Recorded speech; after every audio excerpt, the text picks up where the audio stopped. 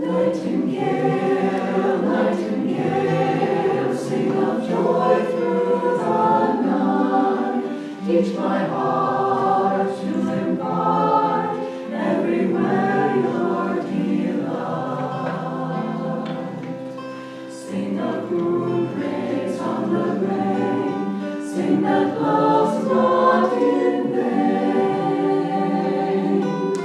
Every grief, every wrong has its ending in song.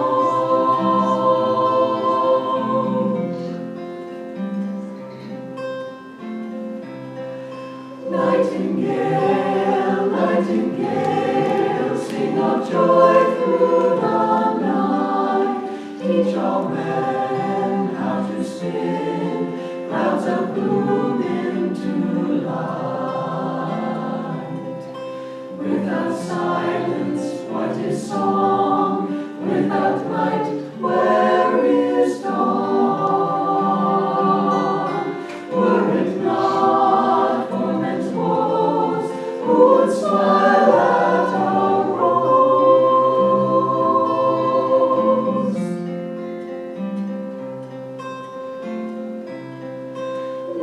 Nightingale, nightingale, sing of joy through the night. Let each tone silence grow, earth and heaven unite. Morning laughter, evening tears, snow and blossoms, all fade. Joy must sing in the night to face change unafraid.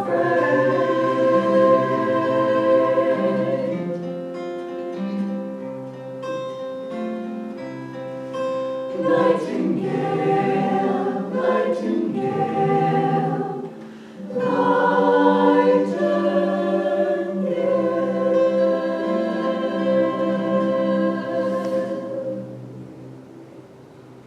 Today's reading is taken from Rays of the One Light, weekly commentaries on the Bible and the Bhagavad Gita by Swami Kriyananda.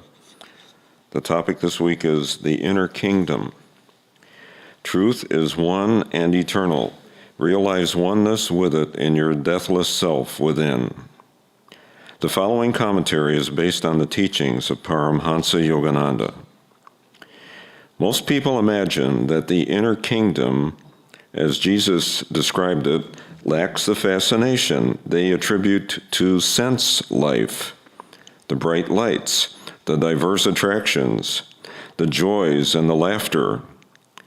Little do they realize what a vast universe exists in their own selves.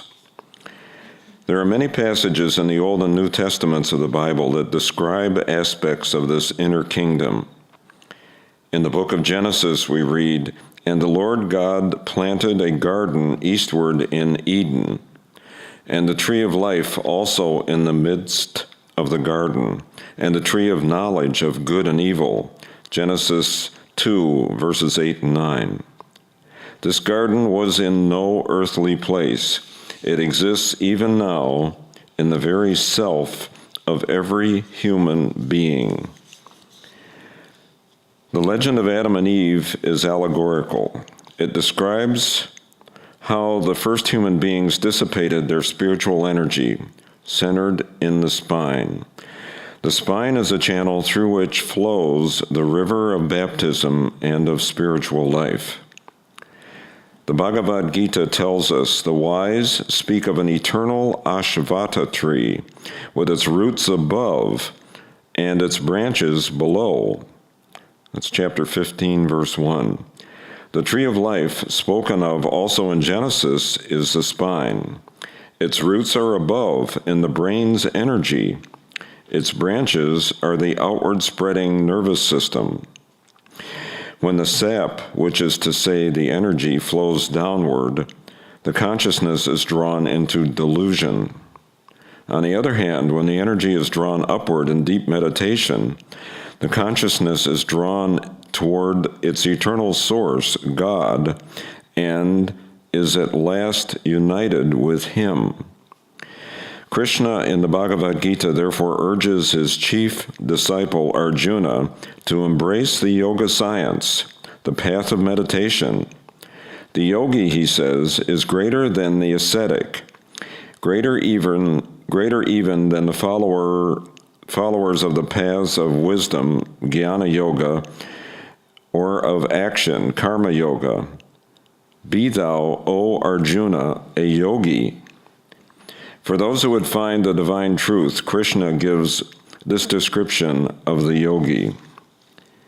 Steadfast a lamp burns, sheltered from the wind, steadfastly meditating, solitary, such is a likeness of the yogi's mind, shut from sense storms and burning bright to heaven. Thus, through Holy Scripture, God has spoken to mankind.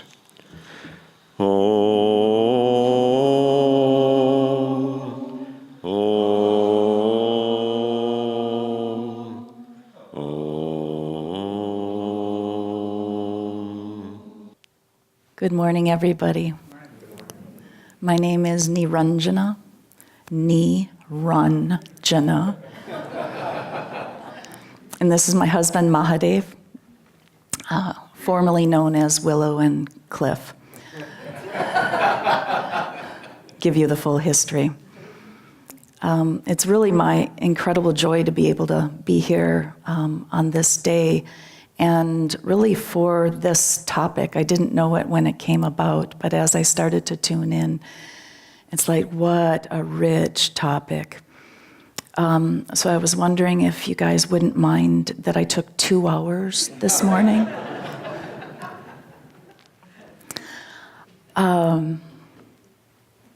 So the reading speaks to Genesis, the beginning. And the beginning also points the way to our return. The return back to our home in God, our return to the knowledge of ourselves as one with Spirit. And the story in Genesis is an allegory. And I don't want to go too deep into the story itself. Instead, what I want to do is go into the practical application.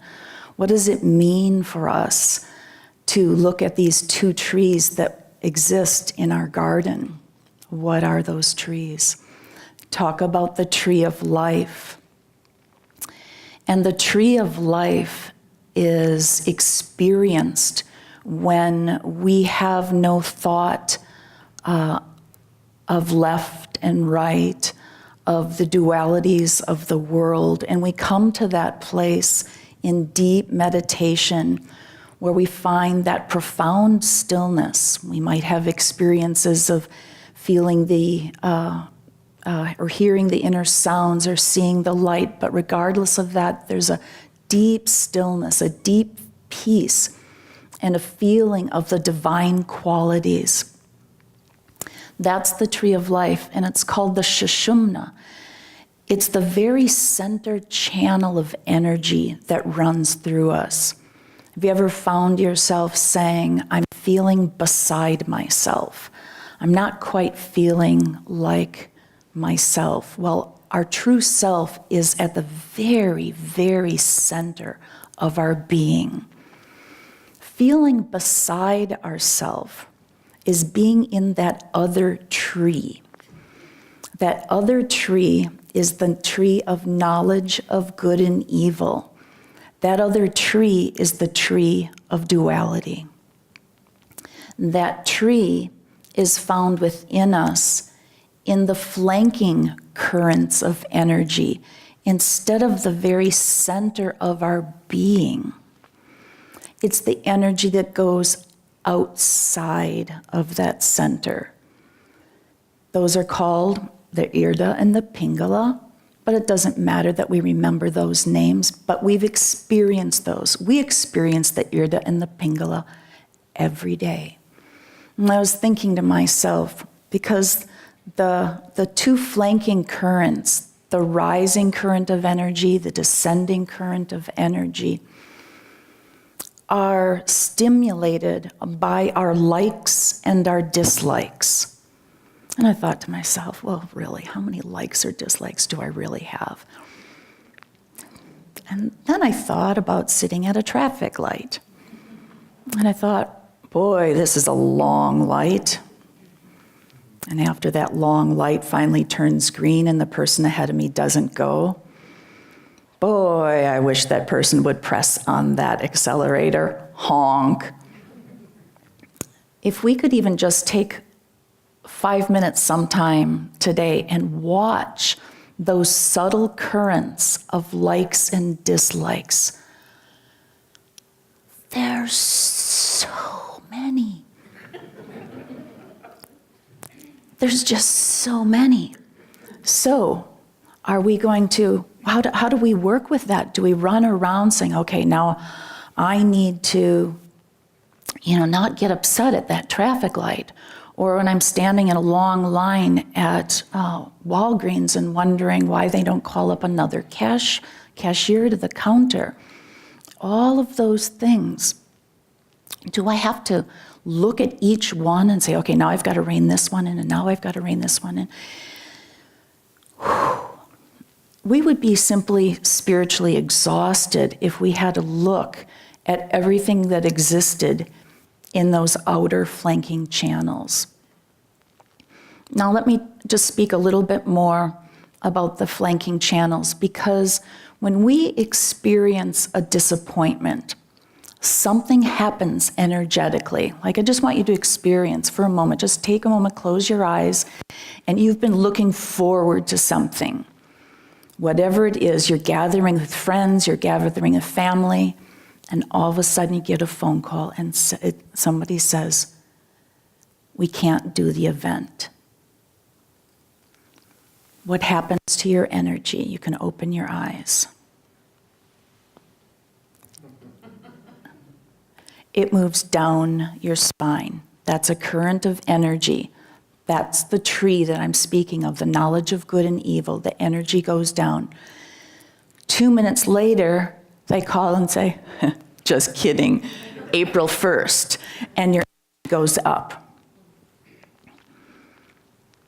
That's what we live with every day, the rising current of energy and the descending current of energy. Now, the trap is our energy has to rise and fall as a part of simply living.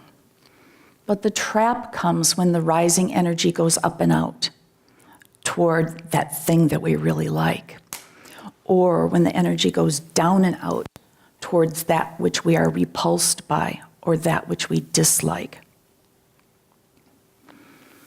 So we can notice those things, and we really can harness the mind to a great extent. We can use the mind to say, that's just not good behavior. Sri Yukteswar, who was the guru of Yogananda, whose teachings we follow here at Ananda, tells us to learn how to behave.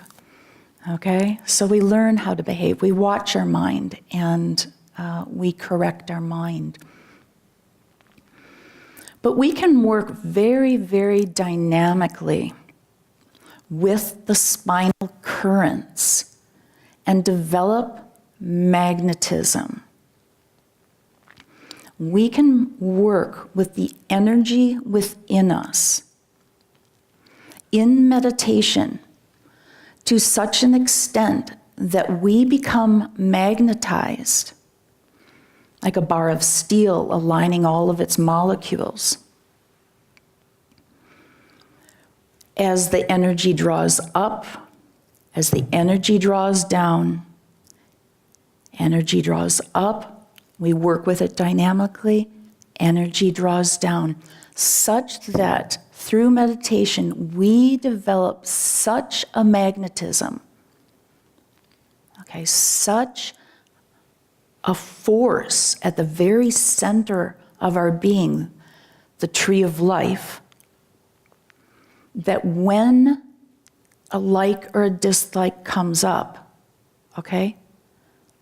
the rising current, it just doesn't even pull away from the spine.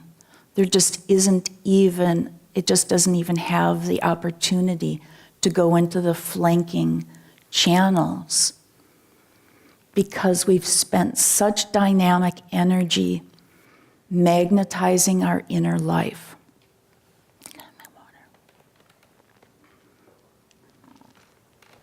Thanks, sweetie.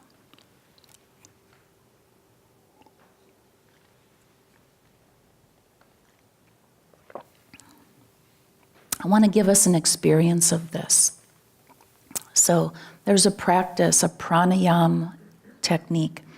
Prana meaning energy, yam meaning control. But I want us to have this experience together. I won't be mirroring you here, but I'd like you to take your right hand, sit away from the back of the chair if you can, nice and straight, because we want to feel the very, very center of our being. And we're going to take the right hand and fold the first two fingers down. And we're going to actually draw the energy through the flanking channels in an effort to purify them. Nadi Shodhan. Nadi is the channel. Shodhanam means to cleanse. We're going to cleanse those channels. And I'm going to guide us in just a couple minutes of practice. But let's go ahead and we're going to close off. The flow is we're going to close off the right nostril. We'll inhale through the left, and then we'll close off the left nostril. We'll pause. We'll release the right thumb, and we'll exhale. We'll inhale again through the right nostril. Pause. Then let's see. Inhale, pause, exhale. Then we'll inhale through the left side, pause, and exhale right. So we're going to do that rhythm, and I just like you to really, as you inhale, feel yourself drawing energy from the base of your spine right through the center.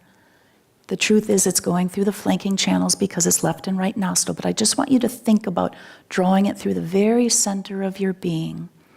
So let's go ahead and begin. Let's close off the right nostril with the thumb and begin inhaling left. Pause. Exhale right.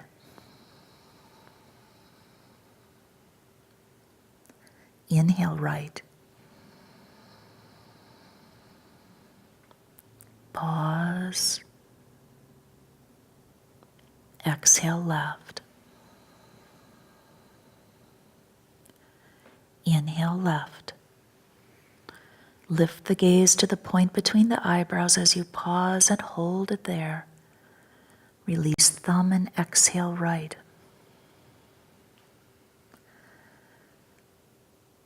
Inhaling right. Adjust the breath rhythm any way that works for you. Feel free to go a little bit longer. We don't need to necessarily be breathing together. Exhaling left as you're ready. Inhale left.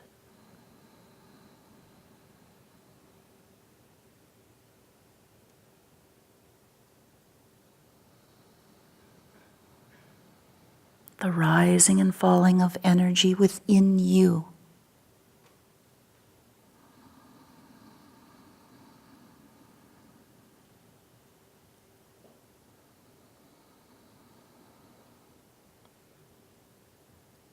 Continue to practice and now add the love of the divine. So as you inhale and exhale, allow the grace of God, the love of Divine Mother to flow through you.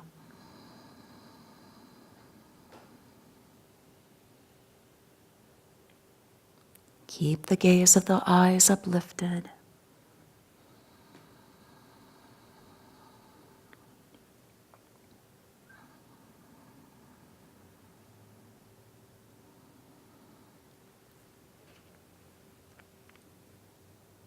Imagine light moving through you on your last full round.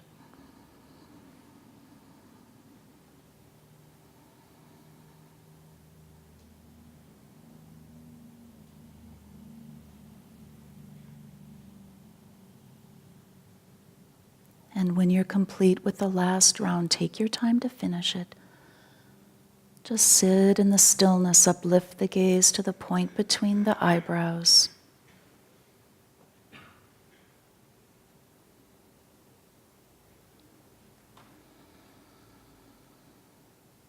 And feel that still center.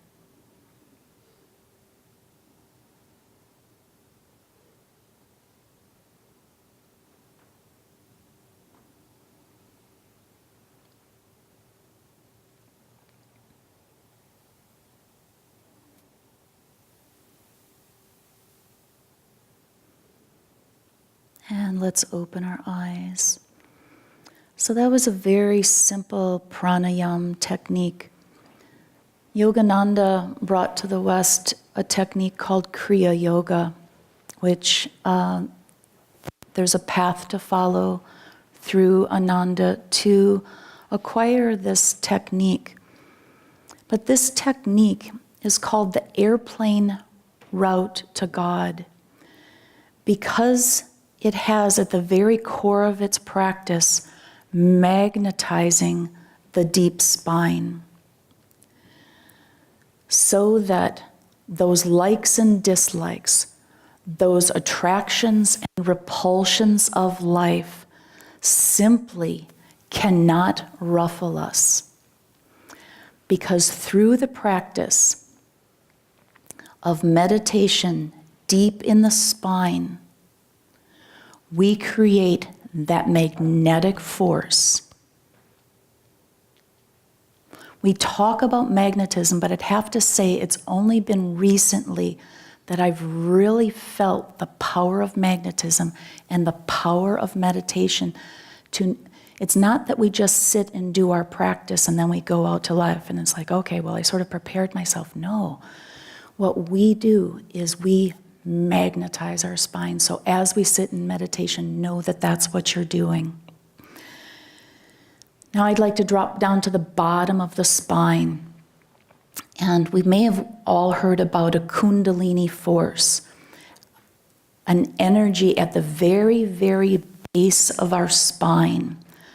Swami Kriyananda calls the Kundalini energy, I love this, the entrenched vitality of our mortal delusion. I mean, he starts out, the entrenched vitality of our mortal delusion. It's where all the delusive force gathers, and there is a wellspring of energy down there. When we do our practices, we draw energy up and down through the spine, but there's more that we can do. We can also, let me stop there a minute. I'm going to come back. We need to look at our attitudes as we develop a magnetic spine. Because a magnetic spine without right attitude can do great harm in this world. There have been villainous leaders that have had a profound magnetism without dharmic right action, without operating from a place of truth, without operating with an alignment of divine law. Great harm can be done in the world. So we need to make sure that our attitudes are in alignment, such that when the magnetism builds, it's being directed toward goodness, that it's being directed towards truth. So this Kundalini energy at the base of the spine, this is so interesting. When we are kind, when we are generous, when we share in good company, Kundalini rises. Kundalini rises. So we do our efforts in meditation, but now, guess what? We get to be kind and generous in the world, and we get that assistance of the Kundalini rising. advanced emissaries. This comes from Swami Kriyananda, who was a direct disciple of Yogananda. Advanced emissaries of light flood upward to the brain. Emissaries of light when we act with kindness. When we have thoughts contrary, anybody ever have thoughts contrary to kindness? Okay, it happens to all of us. But the experience is a darkening of the mind. So those energies or those currents that come downward that aren't aligned with the very goodness of life and of kindness leaves the mind a little bit darker than it was before. Swami Kriyananda says, it would be no exaggeration to say that attitude in the last analysis is everything. Attitude in the last analysis is everything. Daily we should be looking at our attitude and just taking a little inventory of where we are. Sri Yukteswar talks about the basic attribute for developing the divine qualities. There's one basic attribute that Sri Yukteswar talks about in the need for developing divine qualities. It's firmness of moral courage. Firmness of moral courage banishes hatred, shame, fear, grief, condemnation, race prejudice, pride of pedigree, and a narrow sense of respectability. Wow is right. So this morning, this congregation acted with firmness of moral courage. You guys could have left me hanging out there with that little chant as my fingers were dancing around and trying to find where they're supposed to be on those keys. That's just one of my favorite chants, and I got tripped up. Thank you, Divine Mother. Because what did you do with that? You could have left me hang. You could have just said, I could have said, well, let's just do another chant, because that's often what ministers will do if they stumble. They'll just move on to another one. Now, this is a small example, okay, but what did you do? What did this family do? This family came together and held the chant. And I'd have to say, we chanted it even deeper, a cappella, than had I been able to continue in right order on that harmonium. Firmness of moral courage. How often are we willing to step forward for truth, to say something, or hold back and say, is it really my place to step in? Mahadev and I had an experience on an airplane once. We were sitting right in front of a mom and her child.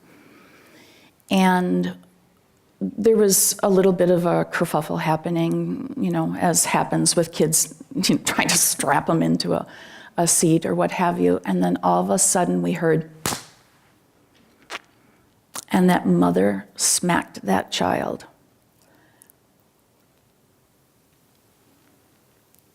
And the stewardess came up and said, ma'am, we don't allow our passengers to hit other passengers.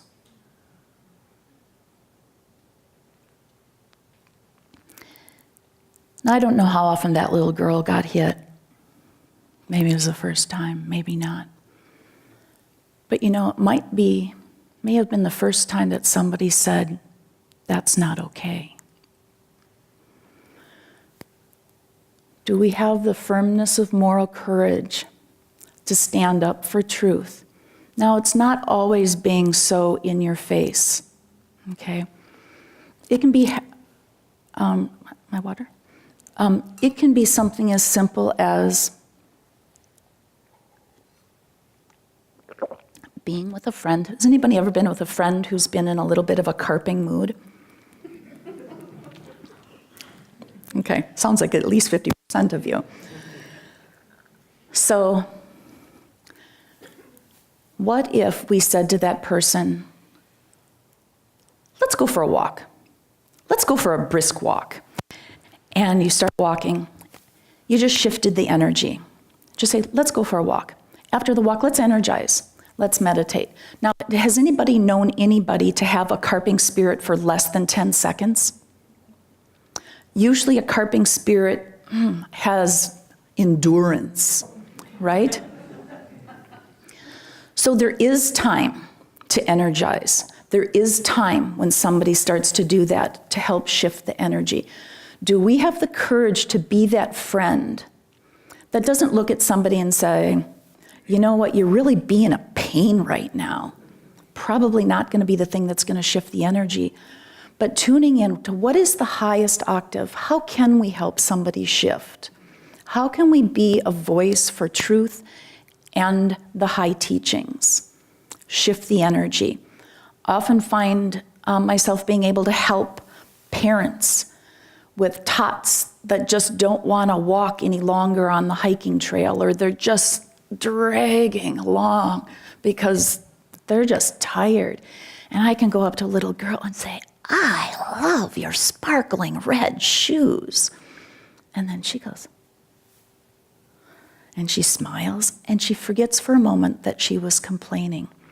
Let's be creative for living a path of truth, for helping other people come into their very, very highest place of being. So, as you step into your meditation practices this next week, I'd like you to be very, very aware, because we can get a little, I'll say, complacent at times. But be aware that you're moving energy through and that you can, by your focus and concentration, create the magnetic flow so that those likes and dislikes can be quelled a little bit more quickly. That acts of kindness and generosity bring that upward current forward. And do we have the courage to be firm?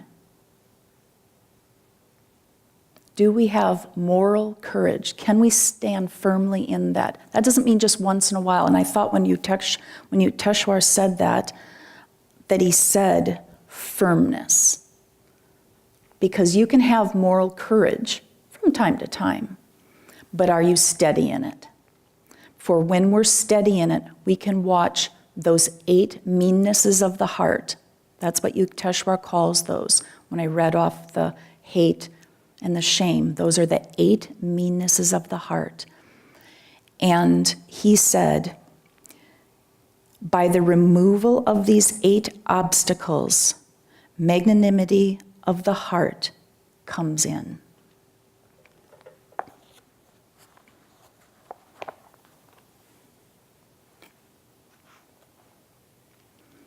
Teach me that my senses contact nothing but the good. Bless me that I may behold nothing but that which is good. Teach me that I may touch only purity. Train me that I may listen to thy voice alone in all good speech and in the beauty of all lovely melodies. Direct me to breathe only the perfume of pure scents from the flowers of spirit. Invite me to indulge only in the wholesome taste of soul-nourishing food. Teach me to absorb only in that which reminds me of thee.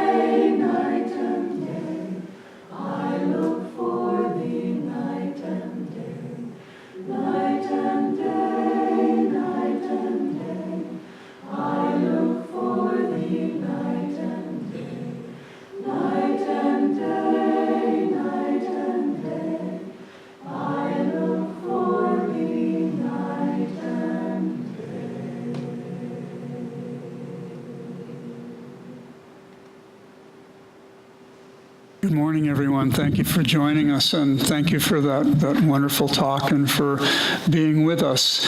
Niranjana and Mahadev, as they mentioned, are visiting from Seattle, and in 2 weeks, we're going to have 2 other visitors from Seattle doing Sunday service, our own expatriates, Dambara and Manisha.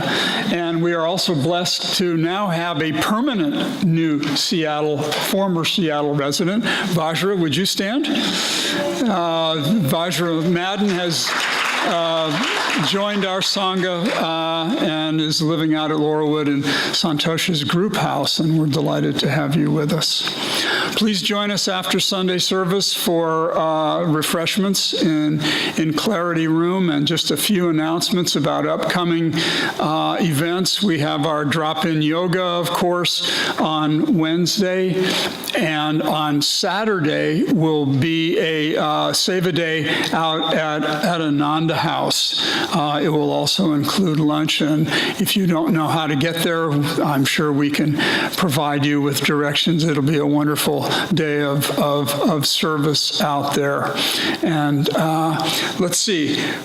I wanted to mention that we are on Saturdays in the mornings here having through probably June boutique sales out actually in the parking lot with 70% and more discounts on all kinds of wonderful things. And if you were here yesterday and you thought you saw everything, come again, because we have a lot more new inventory that we're going to be putting out next Saturday also, and the savings are extraordinary. Yesterday, I'm happy to say we generated this on behalf of Living Wisdom School and the new building project, over $650. So thank you all very, very much. And on that note, I'd like to invite Rose from the school to come up and tell you a little bit more. Thank you. Hi, everyone. For those who don't know me, I'm Rose, and I'm a teacher and administrator at Living Wisdom School. Living Wisdom School is the building that's in process, the large building over there, and the smaller building. And also during the school year, we have several classrooms here in the Temple and Teaching Center. And Living Wisdom School is a universal expression of Yogananda's teachings out into the world, and it's a significant outreach for our own Sangha and our temple. And so a couple weeks ago, I had a request from someone in the congregation to share more about the school, but it's kind of hard to do within a Sunday service. So we're going to have a series of conversations about the school about once a month, where myself or someone else from the school will be here after service to share what's going on with the school, what's going on with the new building, what we see for the future, what's happening in the now. So you are all welcome to join me after service. You can go out and have a couple of snacks. I'll ring the bell and come back in and just ask me any questions. I can share what's happening and just be a part of a magnificent service and beacon of light that we express through the school on behalf of Yogananda. Thank you.